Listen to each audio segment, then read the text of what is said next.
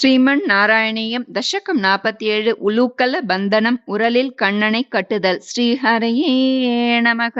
கோபிகா ஜீவனஸ்மரணம் கோவிந்த கோவிந்தா.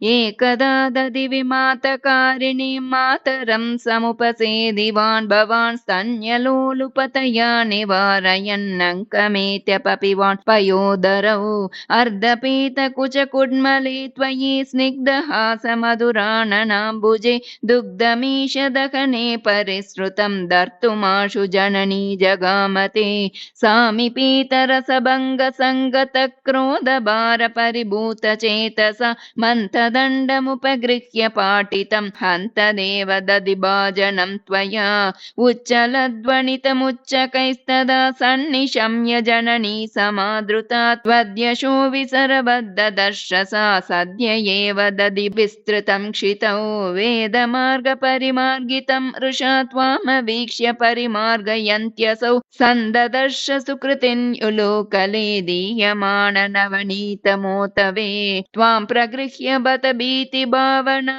बासुरानन सरोजमाशु सारोषरोषितमुखी सखी पुरो बन्धनाय रशनामुपाददे बन्धुमिच्छति यमेव सज्जनस्तं भवन्तमयि बन्धुमिच्छति सा नियुज्य रशना गुणान् बहून् द्व्यङ्गुलोऽनमखिलं किलैक्षत विस्मितोत्स्मितसखे जनेक्षितां स्विन्न सन्नवपुषं निरीक्ष्यतां नित्यमुक्तवपुरप्यकोहरि बन्धमेव कृपयान्वमन्यताः स्थीयतां चिरमुलूकले कलेत् आगता भवनमेव सा यदा प्रागुलूकलबिलान्तरे तदा सर्पिरर्पितमदन्नवास्थिताः यद्यपाशसुगमो विभो भवान् संयतः किमु सपाशयानय एवमादिदिविजैरभिष्टुतो वातनाथ परिपाहि मां गदात्. श्रीहरये नमः.